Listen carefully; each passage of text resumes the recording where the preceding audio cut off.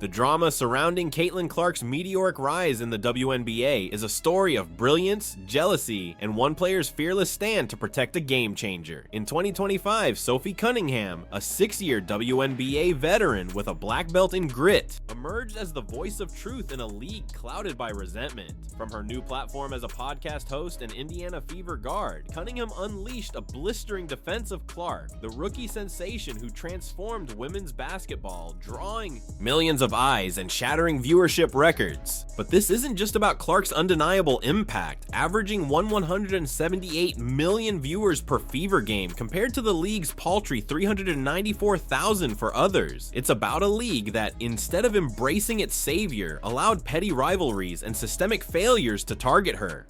Cunningham, unafraid to call out the WNBA's darkest flaws, became Clark's protector, exposing a culture of jealousy that threatens to squander the greatest opportunity in women's sports history. Caitlin Clark arrived in the WNBA in 2024 like a comet. Her Iowa College stardom, where she smashed NCAA scoring records, propelling her to the #1 draft pick by the Indiana Fever. Her long-range shooting and dazzling court vision, reminiscent of legends like Diana Taurasi and Sue Bird, made her an instant phenomenon. Fever games became must-watch events, with arenas upsizing to accommodate surging crowds and TV ratings hitting a 25-year high of 2.7 million for a single game.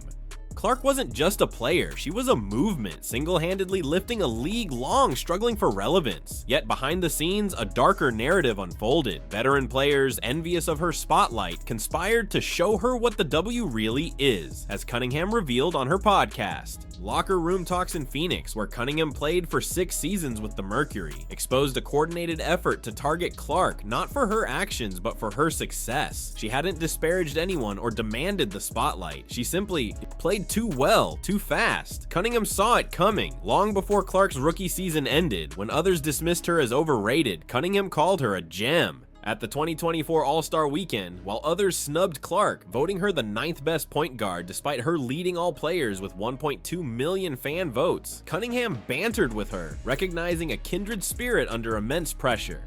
"She's handling it well," Cunningham said then, praising Clark's poise amid a storm of scrutiny. This wasn't a bandwagon jump. Cunningham's admiration predated the hype, rooted in a clear-eyed understanding of Clark's transformative power. When Clark's games drew unprecedented crowds and endorsement deals flooded in, Cunningham didn't flinch. She knew the WNBA's survival hinged on protecting this once-in-a-generation talent, not tearing her down. The WNBA, however, chose a different path. Clark faced relentless targeting, cheap shots, hard fouls, and officiating that seemed to punish her more than her attackers. In one game, Chicago Sky's Chennedy Carter body-checked Clark to the floor. In another, Connecticut's Dejanai Carrington poked her in the eye, and Marina Mabrey shoved her. Yet Clark was slapped with a technical foul. The league's referees, often inconsistent in a physical, horizontal WNBA where players collide, more than sore, failed to shield their biggest star. Fines loomed over players who dared criticize officiating, silencing most. But Cunningham, now with the Fever after a 2025 trade, refused to stay quiet. "It's too much," she declared. On her podcast, her voice thick with frustration. "If I'm saying it's too much, it's probably too much."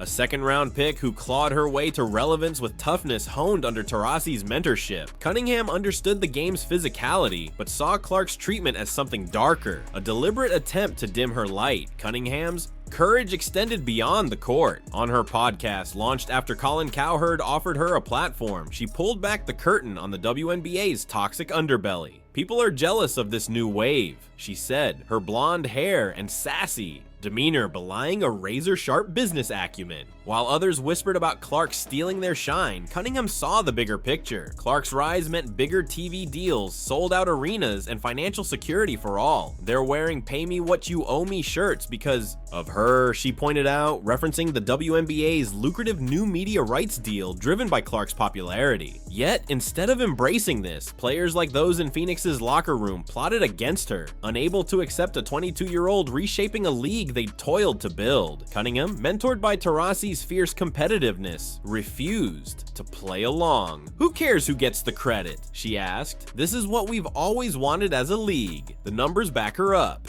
Clark's games tripled viewership over others, and her presence forced teams to move games to larger venues. Her endorsement deals with Nike and others dwarfed those of her peers, and her jersey sales skyrocketed, yet the WNBA's response was baffling. Instead of building around their golden goose, they allowed a culture of resentment to fester. Dick Vitale called it pure jealousy, and Cunningham agreed, having witnessed it firsthand. Her former Mercury coach, Nate Tibbetts, praised her toughness, noting her second-round pick mentality gave her the grit to thrive in a cutthroat league. But it's her vision that sets her apart. While the WNBA fined her for criticizing officiating, she paid without blinking. Her new endorsement deals with brands like Ring outpacing her $100,000 salary. She saw Clark not as a threat, but as the key to a brighter future. Cunningham's comparison of Clark to Taurasi and Bird wasn't just flattery, it was a recognition of rare genius.